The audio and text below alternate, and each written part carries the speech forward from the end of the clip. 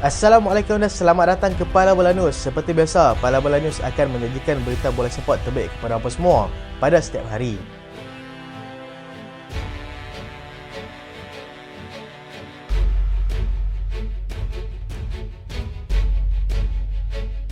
Sebelum itu, Pala Bola News ingin mengucapkan jutaan terima kasih kepada anda semua kerana telah membantu pihak Pala Bola News untuk mencapai 20,000 subscriber. Pihak kami mengharapkan sokongan terus daripada anda semua. Dan jangan lupa share Pala Bola News kepada rakan-rakan anda supaya Pala Bola News terus berkembang.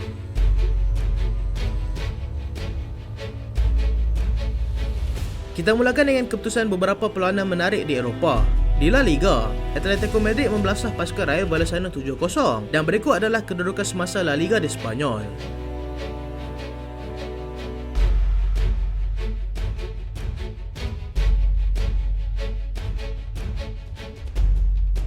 Di Serie A, Inter Milan menang 2-0 ke atas pasukan Cagliari dan berikut adalah kedudukan semasa Serie A.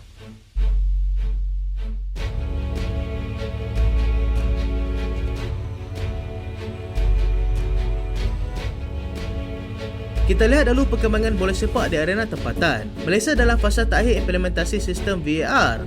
Hasrat untuk melihat mutu bola sepak Malaysia meningkat daripada satu tahap ke satu tahap yang lebih baik semakin tercapai selepas sistem VAR kini dalam fasa terakhir pelaksanaannya.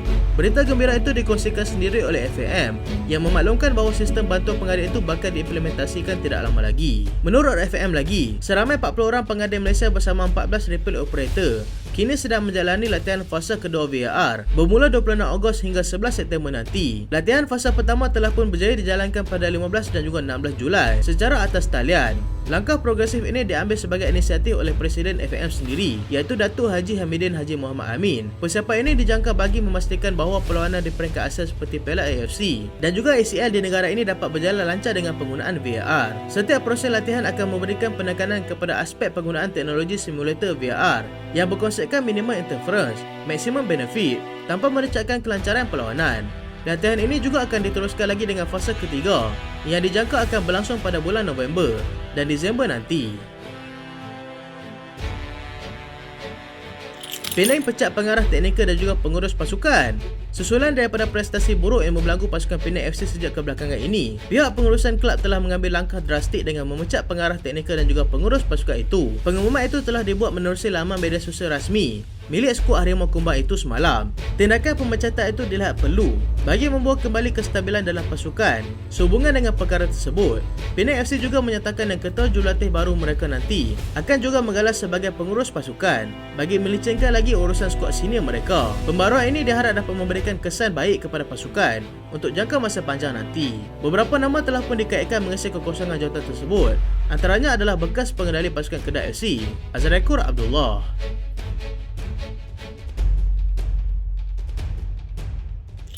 Atletico Madrid belasah pasukan Rayo Vallecano 7-0. Atletico Madrid yang turun berkunjung ke Rayo Vallecano dalam perlawanan La Liga awal pagi tadi telah membelasah tuan rumah dengan jaringan 7-0. Antoine Griezmann memulakan pesta gol mereka seawal minit kedua perlawanan, kemudian diikuti oleh Memphis Depay pada minit ke-16 perlawanan. Nahuel Molina berjaya menjadikan gol ketiga pada minit ke-36 sebelum mereka berhenti berehat selepas tamat separuh masa pertama. Alvaro Morata yang masuk menggantikan Memphis Depay yang dilihat mengalami masalah kecederaan membalas kepercayaan tersebut dengan meledak 2 gol pada minit ke-73 dan juga 84, manakala Angel Correa sempat masuk dalam senarai penjaring melalui jaringannya pada minit ke-79. Marcos Llorente pula melekatkan kemenangan besar 7-0 mereka dengan jaringannya pada minit ke-86 permainan. Kemenangan ini sudah pasti memberikan petunjuk yang Diego Simeone lebih bersedia untuk menghadapi cabaran musim ini dan sudah pasti akan menjadi pencabar kejuaraan Liga. Manuel Neuer kembali menjalani latihan selepas tidak bermain sejak bulan Disember tahun lalu akibat patah kaki kerana bermain ski. Penjaga gol utama pasukan Jerman dan juga Bayern Munich, Manuel Neuer kini dilaporkan sudah memulakan latihan bersama pasukan. Dia sedang bercuti selepas kegagalan Jerman untuk marah ke peringkat seterusnya dalam Asia Piala Dunia Qatar tempoh hari diketepikan sehingga penghujung musim akibat masalah kecederaan itu dan digantikan dengan Jan Sommer. Tetapi penjaga gol itu sudah pun menyertai pasukan Inter Milan. Perkara itu disahkan sendiri oleh pihak pengurusan kelab dengan menyatakan yang penjaga gol utama mereka itu sudah menjalani latihan bersama skuad utama sejak semalam. Dia bagaimanapun masih memerlukan masa untuk mengembalikan semula tahap kecergasannya dan dijangka tidak akan diturunkan lagi dalam perlawanan seterusnya.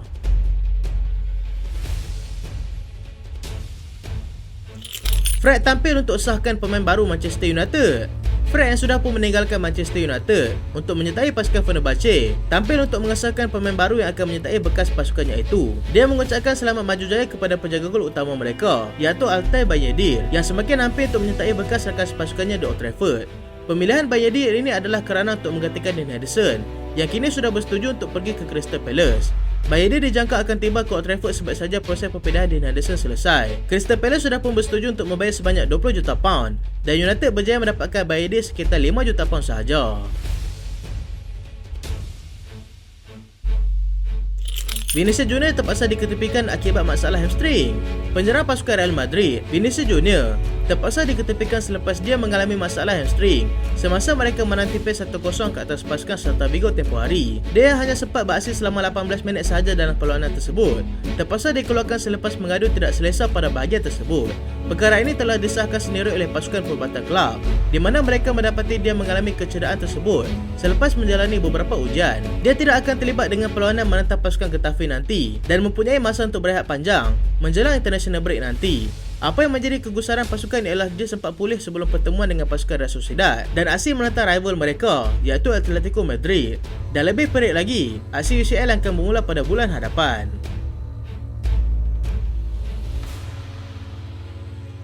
Matheus Nunes dilihat tidak berlatih bersama pasukan.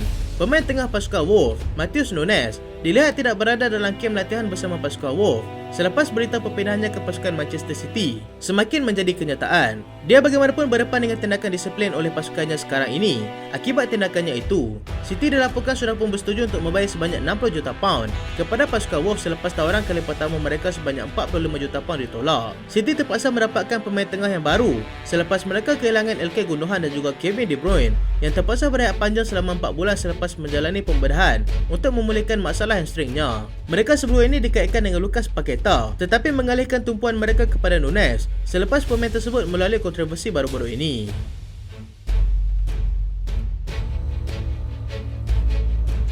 Joao Cancelo sah sertai pasukan Barcelona secara pinjaman. Selepas lama menanti, Joao Cancelo akhirnya sah menyertai pasukan Barcelona secara pinjaman dan disertai dengan option to buy. Cancelo yang sudah pun tidak berada dalam senarai pemilihan pemain Pep Guardiola sejak musim lalu selepas dia secara mengejut pergi menyertai pasukan Bayern. Barcelona dijangka akan membayar sebanyak 25 juta euro kepada pasukan City dengan Joao Cancelo dilihat akan menyertai mereka secara tetap nanti. Manchester United offer Anthony Martial kepada pasukan Real Madrid. Manchester United membuat maharaja lawak dengan membuka peluang kepada pasukan Real Madrid untuk mereka cuba dapatkan Anthony Martial. Real Madrid yang kini berdepan dengan masalah kecederaan Vinicius Junior diambil kesempatan oleh Manchester United untuk menawarkan Martial kepada mereka sama ada secara pinjaman ataupun tetap terpulang kepada mereka sendiri.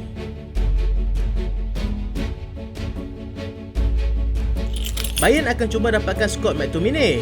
Bayern Munich sedang meneliti peluang mereka untuk mendapatkan pemain tengah Manchester United iaitu Scott McTominay.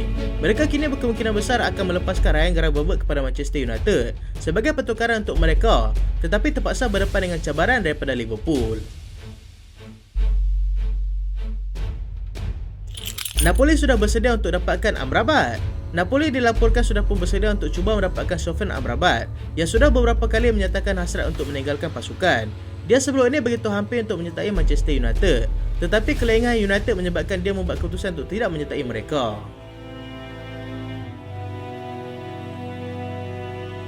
Liverpool akan dapatkan Joao Felix. Liverpool dijangka akan cuba mendapatkan Joao Felix sekiranya mereka kehilangan Mohamed Salah pada jendela perpindahan kali ini. Manakala minat mereka kepada Cek Doucouré masih lagi belum padam, tetapi dengan harga setinggi 70 juta pound yang diletakkan Palace memungkinkan mereka untuk melupakannya. Chelsea cuba dapatkan Jeremy Frimpong. Chelsea sudah mengenal pasti pemain yang akan menjadi pengganti kepada Reece James yang terpaksa diketepikan lagi akibat masalah kecederaan. Dengan menamakan Jeremy Frimpong sebagai pemain sesuai untuk itu, mereka akan membuat penawaran sebanyak 30 juta pound sebelum berakhirnya jendela perpindahan kali ini.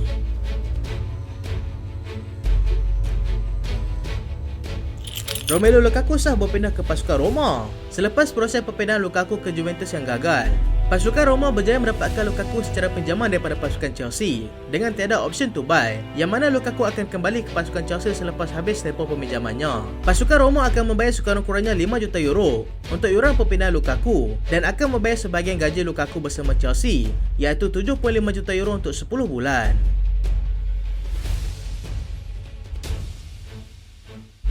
Itulah berita pada kali ini dan terima kasih sebab tonton sampai habis.